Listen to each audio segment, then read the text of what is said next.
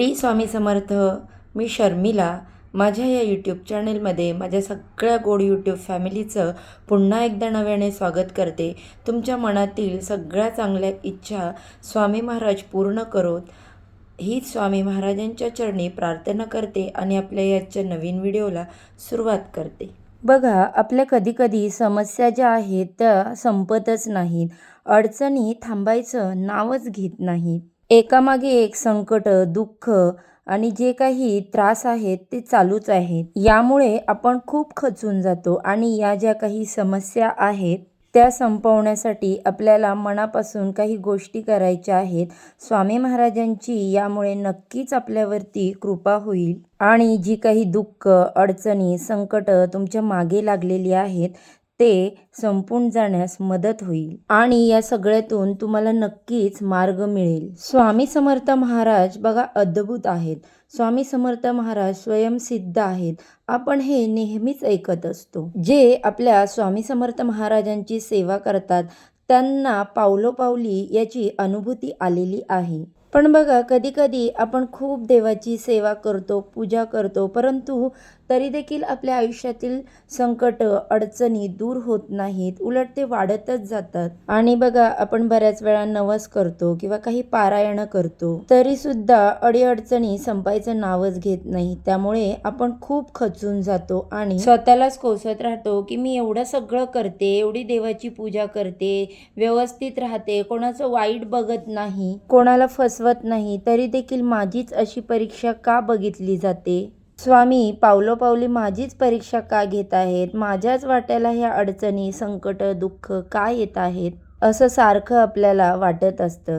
तर बघा, असं जर तुमच्या आयुष्यात चाललेलं असेल आणि समजा तुम्हाला जे काही मोठे मोठे गुरुचरित्र आहेत त्याचे पारायण, आता हे जे पारायण आहे ते करण्यासाठी आपल्याला खूप कडक नियम पाळावे लागतात आणि आपल्याला हे पारायण करणं शक्य नसेल तर तुम्हाला मी जे काही नियम सांगते आहे किंवा काही 2-4 ज्या गोष्टी सांगते आहे त्या तुम्हाला करायच्या आहेत. याला तुम्ही सेवासुद्धा म्हणू शकता. हे उपाय केल्यामुळे तुमच्या आयुष्यामध्ये प्रगती होईल, भरभरून तुम्हाला यश मिळेल, तुमच्या मनातील इच्छा, आकांक्षा ज्या आहेत त्या पूर्ण होतील, भरभरून सुख तुम्हाला मिळेल. तर बघा, नक्कीच अशा परिस्थितीमध्ये तुम्ही जर अडकलेले असाल तर किंवा समस्या, अडचणी ज्या काही तुमच्या मागे आहेत, चाललेल्या आहेत, त्या संपवण्यासाठी मी ज्या काही या गोष्टी सांगते त्या तुम्ही करू शकता. तर सगळ्यात पहिल्यांदा बघा, तुम्हाला सकाळी अंघोळ झाल्यावर देवाची पूजा करायची आहे आणि आपले स्वामी महाराज आहेत त्यांना सकाळ संध्याकाळ तुम्हाला मुजरा करायचा आहे. आणि बघा, मी तुम्हाला हे नेहमी सांगेन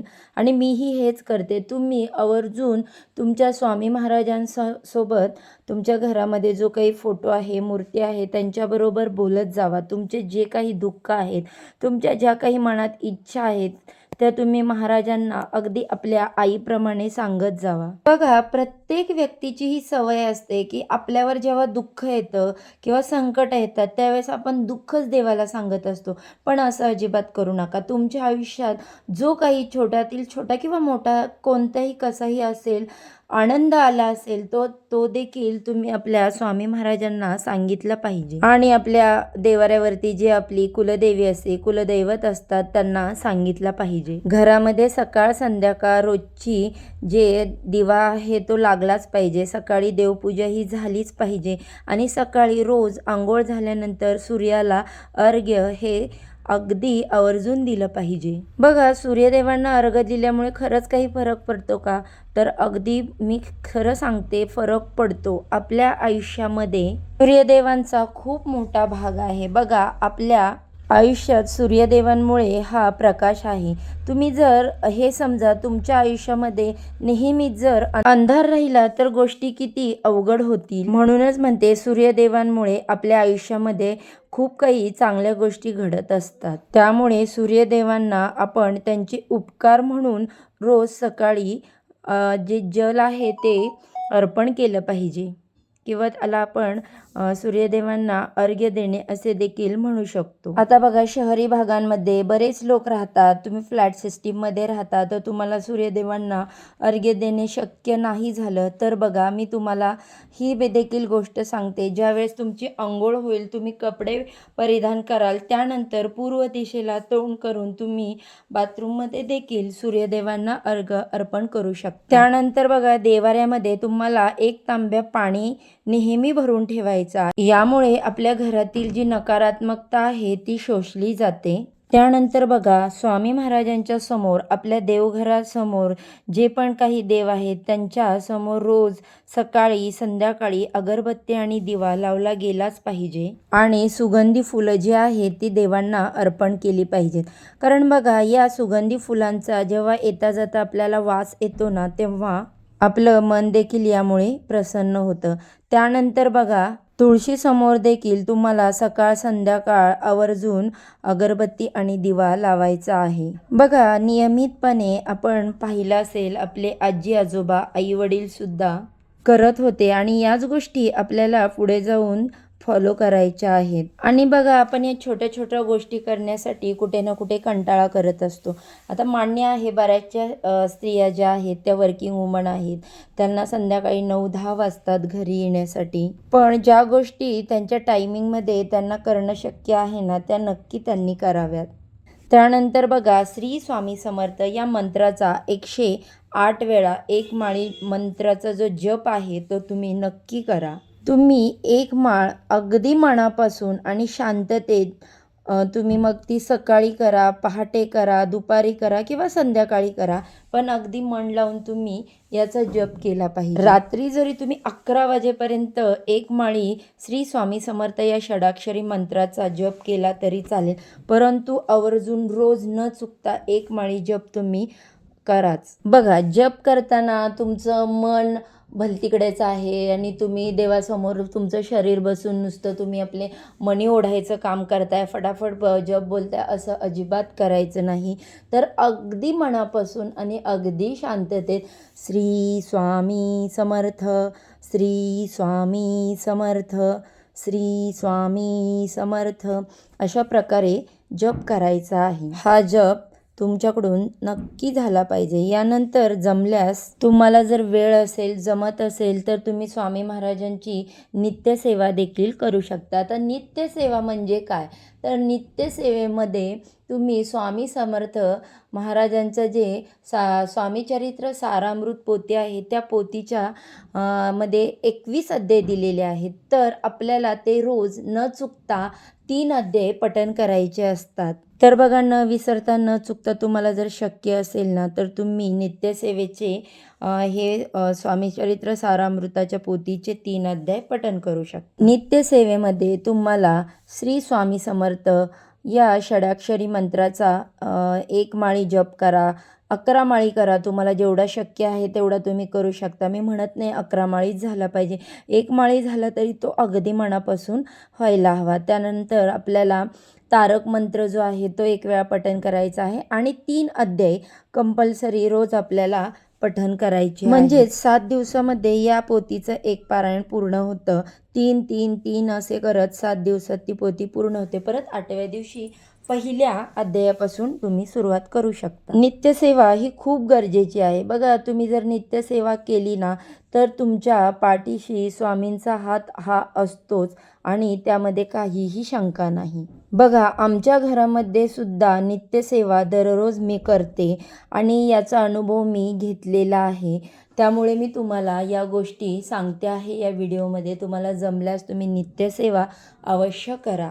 बघा, या गोष्टींची तुम्ही सवय लावून घ्या. तुम्हाला एकदा का या गोष्टींची सवय लागली आणि तुमची जर एखादी गोष्ट चुकली तर तुम्हाला काहीतरी चुकले, कुठेतरी काहीतरी राहून गेले असं वाटतं. त्यामुळे तुम्ही अवश्य नित्यसेवा स्वामींची करायला विसरू नका. ज्यांना वेळ असेल त्यांनी नक्की करा. त्यानंतर बघा, गुरुवारी शक्यतो जमल्यास तुम्ही उपवास करा. आपल्या स्वामींचा, आपल्या गुरूंचा आपण हा दिवस मानत असतो. बघा, ज्यांना उपवास करणं शक्य नसेल त्यांनी सात्विक अन्न खायचं, फलाहार खायचा, मी तुम्हाला अगदी मनापासून सांगते, काही जे महत्त्वाचे दिवस आहेत ते तुम्ही पाळले पाहिजेत आणि त्या दिवशी मांसाहार कटाक्षाने टाळला पाहिजे, वर्ज्य केला पाहिजे. बघा, काही घरांमध्ये चतुर्थी आहे, गुरुवार आहे, एकादशी आहे. या दिवसांमध्ये जर तुमच्या घरामध्ये नॉनव्हेज होत असेल तर याला काहीही अर्थ नाही. ही गोष्ट अगदी चुकीची आहे. काही लोक बघा शुद्ध शाकाहारी असतात, पण काही लोकांना नाही जमत का त्यांच्याकडे मांसाहार केला जातो. तर तुम्ही कमीत कमी आठवड्याचे काही जे दिवस असतात ते पाळले पाहिजेत. यानंतर बघा, दर गुरुवारी शक्य असल्यास तुम्हाला स्वामी समर्थ महाराजांच्या मठामध्ये जायचं आहे. कारण बघा, स्वामींच्या मठामध्ये इतकी पॉझिटिव्हिटी असते की आपलं मन जर काही कारणाने दूषित झालेलं असेल, काही वाईट विचार मनात असतील, नकारात्मकतेने आपल्याला घेरलेलं असेल, तुम्ही मठामध्ये जा. बघा, तुमच्यातली सगळी निगेटिव्हिटी आहे ती दूर निघून जाईल.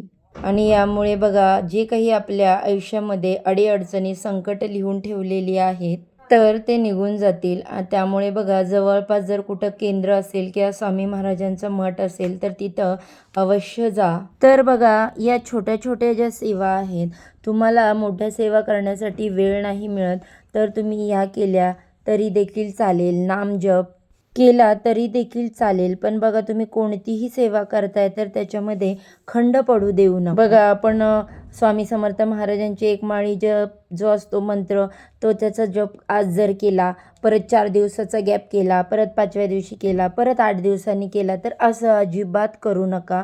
रोज नित्यनेमाने तुम्हाला ह्या 108 वेळा मंत्राचं पठण हे झालंच पाहिजे. हां, एखादा दिवस जर काही अडचण असेल तर ठीक आहे. तुम्हाला बरं वाटत नाही, तुम्ही कुठे बाहेर गेलाय, घरामध्ये सुतक वगैरे आहे, मासिक धर्म आहे, तर अशा वेळी तुम्ही सेवा नाही केली तरी देखील चालेल. परंतु तुम्ही या दिवसामध्ये नामजप करू शकता. नामजपाला कोणतीही अट नाही किंवा कोणतेही त्याच्या जे काही नियम आहेत ते घालून दिलेले नाहीत. तुम्ही नामजप जो आहे तो कधीही, कुठेही, प्रवासात असा, घरात काम करत असता, तुमचे मासिक धर्म असेल, जे काही असेल त्यावेळेस तुम्ही नामजप करू शकता. कारण नामजप करण्याला कोणत्याही बोलतात ना, नियम आणि अटी नाहीत. फक्त मनापासून तुम्ही सेवा करा. सेवेमध्ये खंड पडू देऊ नका. आणि सगळ्यात महत्त्वाचं म्हणजे स्वामी समर्थ महाराजांवरती विश्वास ठेवा. नामस्मरणामध्ये खूप मोठी ताकद आहे. तुम्ही रोज नामस्मरण केलं, तुमच्या तोंडामध्ये सतत रोज स्वामींचं नाव असेल ना, तर नक्कीच स्वामी तुमच्या पाठीशी उभे राहतील. याचा तुम्हाला एकदा तरी अनुभव येईलच. आणि बघा, आतापर्यंत तुम्ही जर स्वामी सेवा करत असाल तर अतिशय चांगली गोष्ट आहे. बघा, तुम्ही स्वामी सेवेत आहात, तुम्हाला स्वामींचे असे काही अनुभव आलेले आहेत तर ते तुम्ही कमेंटमध्ये जरूर नक्की सांगा. त्यामुळे समोर प्रभावित होऊन स्वामी सेवेमध्ये उतरला जाईल आणि त्याच्या देखील आयुष्यातील अडीअडचणी दूर होण्यास मदत होईल. आणि आपल्यामुळे बघा, काही लोक सेवेला लागतील आणि जर ही काही लोक आपल्यामुळे सेवेला लागलेली असतील तर त्याचं पुण्य देखील आपल्याला मिळतं. फक्त स्वामी सेवा जी आहे ती तुम्ही कायम ठेवा. आपल्या आयुष्यामध्ये भांडण, तंटे, क्लेश, दुःख, दारिद्र्य, अडचणी जे काही असेल ते दूर होण्यास नक्कीच मार्ग सापडतील. पहिली गोष्ट म्हणजे एक लक्षात ठेवा, आपण माणूस आहोत. माणसाच्या आयुष्यात सुख येतं, सुखानंतर दुःख असतं, दुःखानंतर पुन्हा सुख असतं. असं हे सुखदुःखाचं कालचक्र चालूच असतं. फक्त सुख आहे असा एकही माणूस तुम्हाला सापडणार नाही. तो कितीही करोडपती असू द्या, पण एक ना एक काहीतरी दुःख त्याच्याजवळ असतंच. आणि बघा, आपण जे काही कष्ट करतो त्यासाठी आपल्याला नशिबाची साथ देखील आवश्यक असते. त्यामुळे बघा, आपण जे काही कष्ट करतो त्याचा मोबदला आपल्याला नीट मिळावा, फळ मिळावं यासाठी आपण झटत असतो. त्यामुळे तुम्ही बघा, न विसरता मी ज्या काही गोष्टी सांगितलेल्या आहेत त्या तुम्ही नक्की करा. याचा तुम्हाला 100% फायदा होईल. अनुभव घेऊन बघा. आणि बघा, एकदा का स्वामी सेवेमध्ये उतरला ना तर सगळं स्वामींवरती सोडून द्या. मग तुमचे सुख, दुःख सगळं काही स्वामी बघतील. तुम्ही फक्त नामस्मरण करा आणि स्वामींवरती विश्वास ठेवा. तुमचा विश्वास ढळू देऊ नका. चला तर मग आजच्या व्हिडिओमध्ये मी जी तुम्हाला माहिती सांगितली ती आवडली असेल, हेल्पफुल वाटले असेल तर व्हिडिओला लाईक करा, चॅनलला सबस्क्राईब करा. आजच्या व्हिडिओचं मी इथे सेंड करते आणि अशाच छानशा माहितीसोबत नवीन व्हिडिओबरोबर उद्या पुन्हा नव्याने भेटूया. सर्वांना श्री स्वामी समर्थ.